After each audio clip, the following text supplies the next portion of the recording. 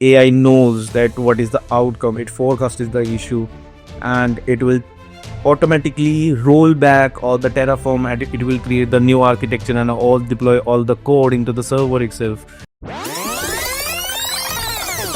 Everyone talks about fast releases, zero downtime, and scalable systems. But have you ever wondered who makes it all happen behind the scenes?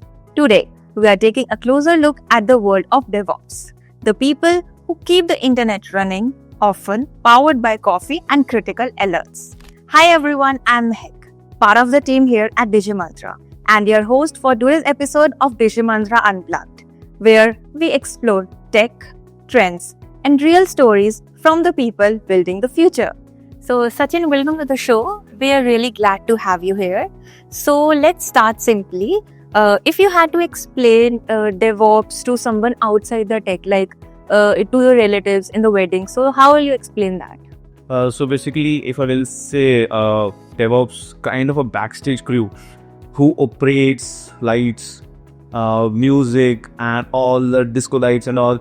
So people will enjoy without seeming as like how it is working and everything. It will not disrupt the party. So kind of infra that I am stabilizing.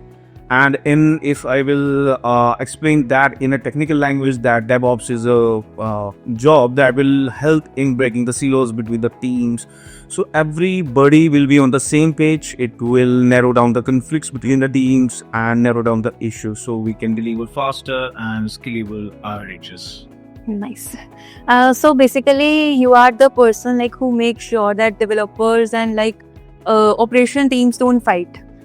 Yes, exactly the same. But DevOps is kind of started with a methodology. If I will say, Dev plus operations is the combination of two jobs. That is, the DevOps should know the crust of developer and operations as well. So when you have both the knowledge, you will be helped to narrow down the issues. You can sit with QAs, developers, and the operations team. So we can narrow down the issues where exactly pinpointing the issues where we are having issues, why this is not working, so from that in the previous, if I will say why DevOps came into place in the IT industry.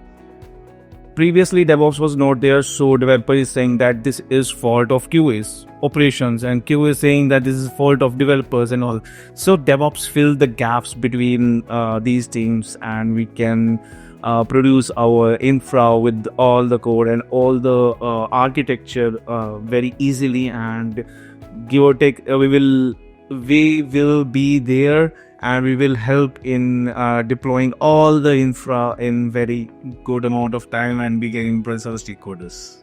So Sachin, like what was your first reaction when you like heard the term DevOps? It was like, wow, so cool, or like what, a new headache came?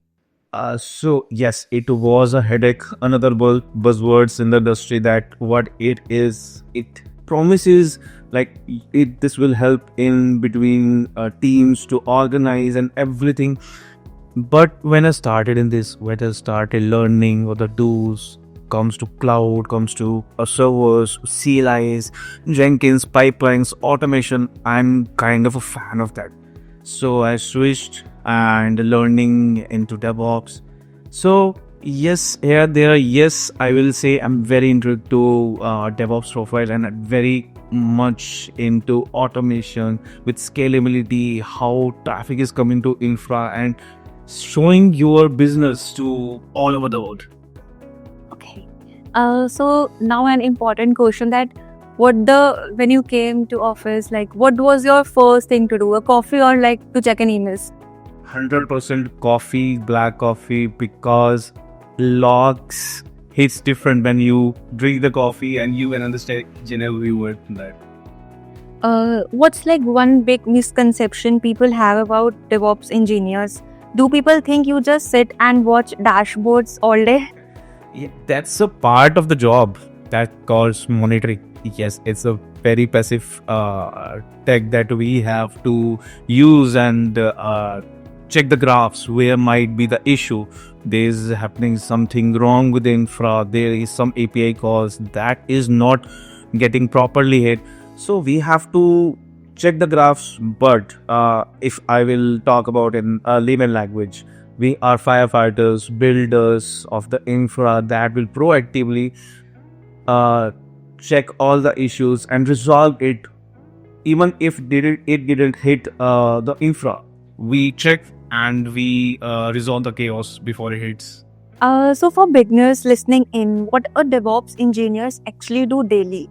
Like, because from outside it looks like a magic, but code goes in, website stays up, and nobody knows like what happens in between. So if I will say behind the scenes how it magic happens. So when developer pushes the code into a specific branch, it will automatically triggers a pipeline that will eventually go to the specific destination. That can be Kubernetes, that can be containerization, that can be a server, and run specific bash lines, or I will say declarative commands that as a DevOps we have implemented, and it will deploy the new code. Looks like it's a magic, but it is very tricky job. We have to continuously monitor CI/CD pipelines and check if it is fast and reliable as well. Pipelines should run in seconds, sometimes with the wrong pipelines, not efficient pipelines. CI/CD, if I will say, it is taking too much time, like 10 to 15 minutes. That is not correct. So as a DevOps, you have to think about making things efficient. So why has DevOps become so critical for modern businesses today? Like, is it speedy, competition, or customer expectations? I will say all three, because of course stakeholders or clients need regular updates weekly, if I will say production releases, and you need speed as well in your application as well. So if I will say without DevOps you are fragile and slow. With DevOps you are agile and fast, and market needs speed. So would it be fair to say DevOps is less about tools or more about like mindset and collaborations? I will say yes, spot on. Because as I previously mentioned, that DevOps is a combination of development and operations that fills the bridge between the teams, so we can narrow down the issues. So yes, it is a mindset or it is a methodology that we can have in the IT industry, because it's as a company, if you are DevOps, you have to think about as a combined strength, not individual. So people say I did this. As a DevOps, is the shared responsibility of everyone. That specific thing is not working. So for DevOps, it is not me, it is us. So now let's talk about tools only. What are the core tools every DevOps engineer should understand today? Like, you hear the terms CI, CD, Docker, Kubernetes, AWS, and like for beginners, what really matters? Nowadays people are going into very technically tools without understanding the basics, if I will say. People are going to cloud, and people are going to Docker or containerization, and orchestration of that is Docker Swarm or Kubernetes. But if I will say, as from my experience, go with servers, work in those CLIs that will eventually help you in containerization and will help you in orchestration in very production grade infra.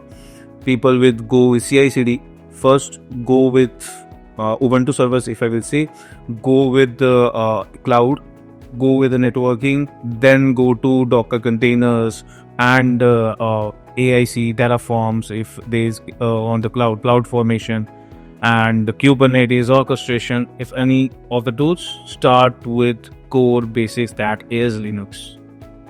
If someone is starting today, so what should you like tell them to learn first? Cloud, scripting, containers, or just patience?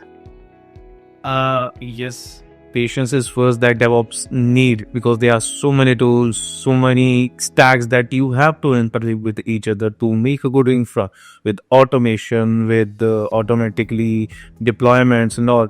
So if someone is working or started learning in nowadays, so I will previously mentioned that you have to get the basic knowledge of Ubuntu servers, Linux, if I would say. Then go for you can have free tier AWS and learn networking. You can create the servers on that. You have free credits with AWS, and generally they are, I think so right now they are giving $300 for 3 months. and then you can start with bash scripting, with automation. You can, whether you have so extensive knowledge after the Docker and Kubernetes, go for Python scripting, automation with the 4 to 3 handle. There's so many things in automation nowadays in ML as well. So start with the Ubuntu servers, Linux servers, and networking. You will be very thankful to me if you will start with these kind of techs as of the start. How often do tools change in DevOps? Like, because sometimes it feels like if you blink, there's a new framework. How do you stay updated without getting overwhelmed? Yes, is a AI generation as of now, and tools are coming and going. It's hype for tools. Some are there and some are not right now.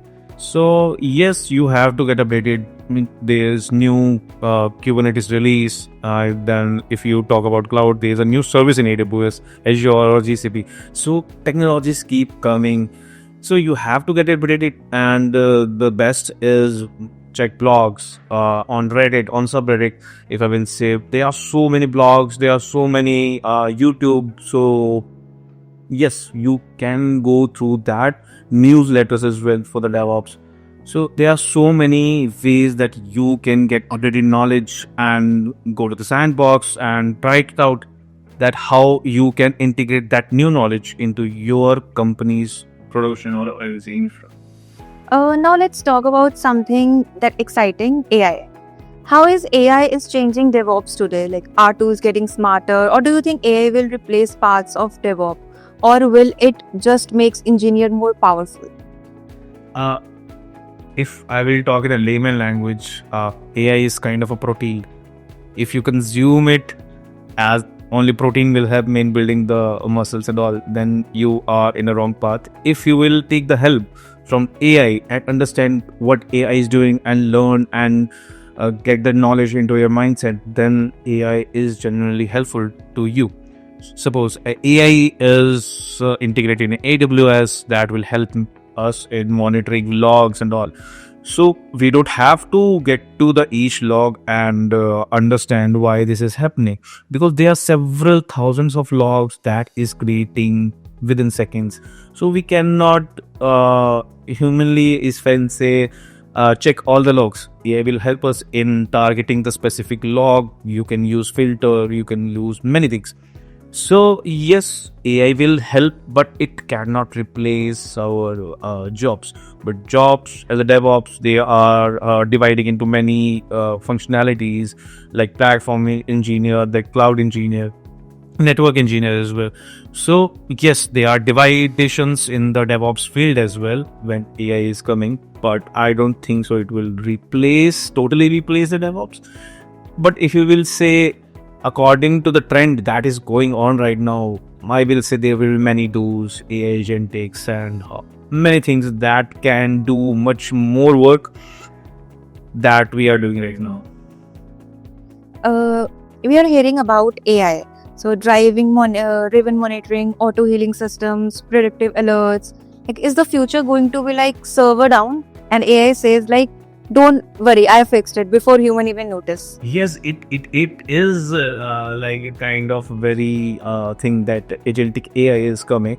When AI knows that what is the outcome, it forecasts the issue, and it will automatically roll back all the Terraform, and it will create the new architecture and all deploy all the code into the server itself and roll back. If we will talk about containerization, it will create a containerized new image, roll back it.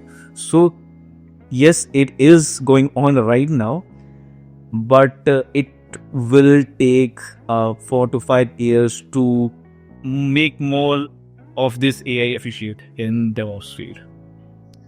In the next 3 to 5 years, what DevOps skills will be most valuable? AI integration, cloud architecture, or security and automation at scale?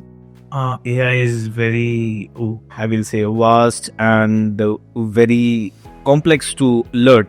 But AI integration is going on in MLOps, KitOps, that is frequently going on, very reliable and very resilient in their way.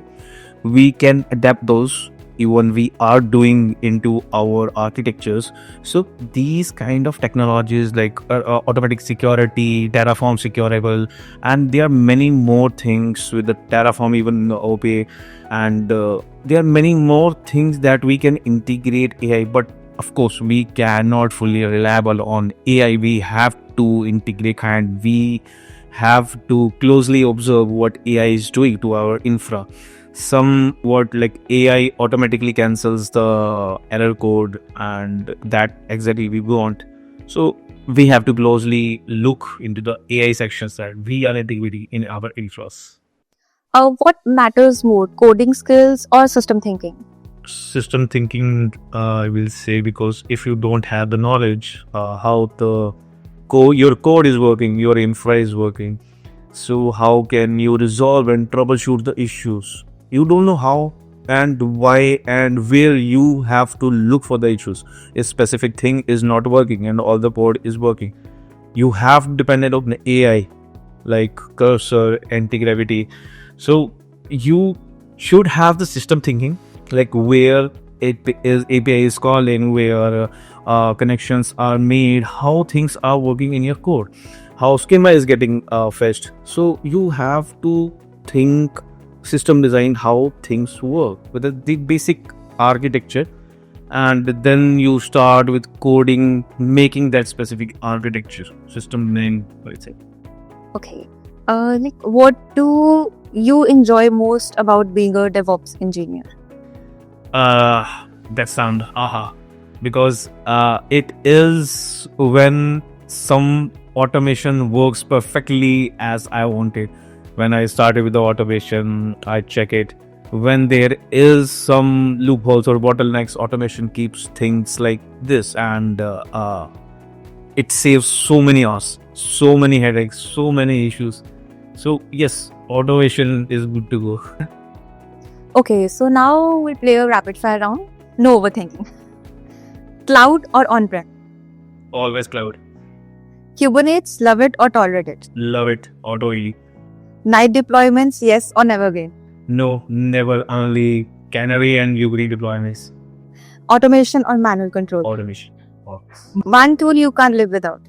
Automation, Terraform or CI/CD.